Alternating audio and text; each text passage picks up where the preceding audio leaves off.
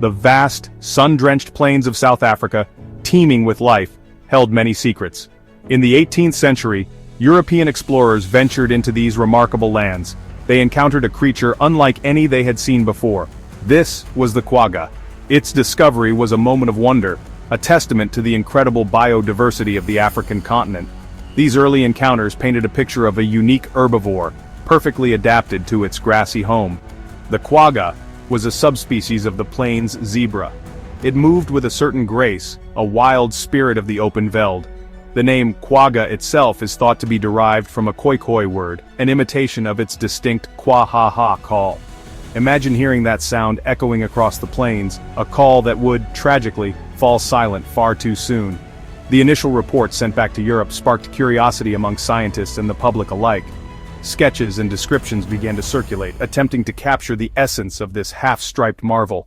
The quagga was not just another animal, it was a symbol of Africa's untamed wilderness.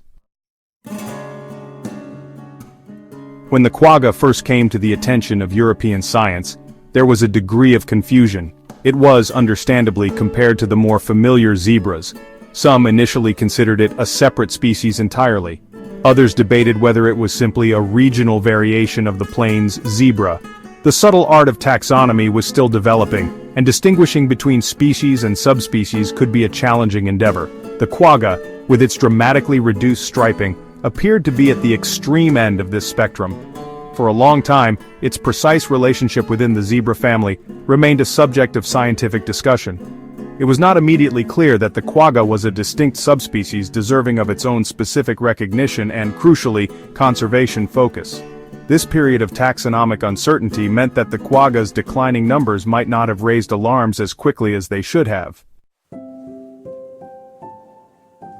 The most striking feature of the quagga was undoubtedly its extraordinary coat. The front part of its body, its head, neck and shoulders, was adorned with bold, dark stripes, much like other zebras. These stripes were sharp and well-defined, providing camouflage and perhaps playing a role in social interactions. As one's gaze moved along the quagga's body, the stripes would gradually fade. The vibrant pattern on its forequarters would become paler and more spaced out over its flanks. Then, remarkably, the stripes would disappear altogether. The hindquarters of the quagga were a plain, unstriped brownish color, similar to that of a wild horse. This unique dimorphism in its coat was unlike any other living equine. This half-striped appearance was not just a minor variation, it was a defining characteristic. The visual contrast was truly remarkable. Imagine a herd of these animals moving across the landscape. The striped fronts would create a dazzling, confusing spectacle for predators, a common defense among zebras. This unique appearance is what made the quagga so memorable. The story of the quagga takes a tragic turn in the 19th century. As European settlement expanded across South Africa, the quagga's fate became increasingly precarious. It was seen by settlers as a competitor for grazing land with their domestic livestock. The quagga, once roaming in vast numbers, began to be systematically hunted. Its existence was directly threatened by human activity. Overhunting was a primary driver of the quagga's decline. They were hunted for their meat, which provided food for farm workers and local communities. Their hides were also valuable, used for making leather goods. The scale of this hunting was immense and unsustainable. Habitat loss compounded the problem significantly. The fertile lands where quaggas grazed were increasingly converted to agriculture. Fences were erected, fragmenting their habitat and restricting their traditional migratory movements. The last wild quagga is thought to have been shot sometime in the 1870s. The very last individual in captivity, a mare at the Artis Magistra Zoo in Amsterdam, died on August 12, 1883. Decades after the last quagga breathed its last, a remarkable idea began to take shape. Could this unique animal, lost to extinction, somehow be brought back? In 1987, a visionary group of scientists and conservationists in South Africa launched the Quagga Project. Their goal was audacious: to use selective breeding with plains zebras to breed back a population that phenotypically resembled the extinct quagga. The project was founded on the understanding, later confirmed by genetic studies, that the quagga was not a separate species, but a subspecies of the plains zebra. This meant that the genes responsible for its unique striping pattern might still exist within living plains zebra populations. The project's pioneers, led by Reinhold Rau, meticulously examined museum specimens of quaggas.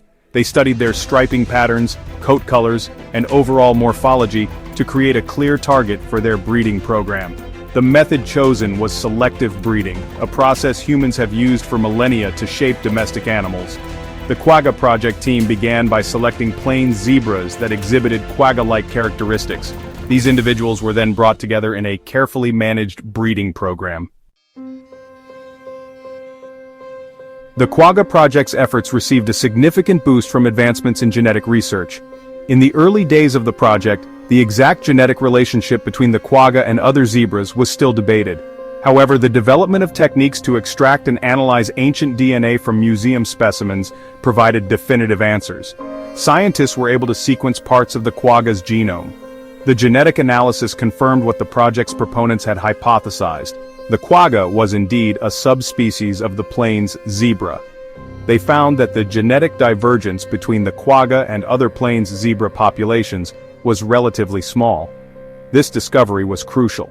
It meant that the genetic raw material needed to guide the backbreeding program likely still existed within the broader plains zebra gene pool. The distinctive coat pattern of the quagga was likely controlled by a limited number of genes. The progress of the Quagga project offers a powerful message of hope.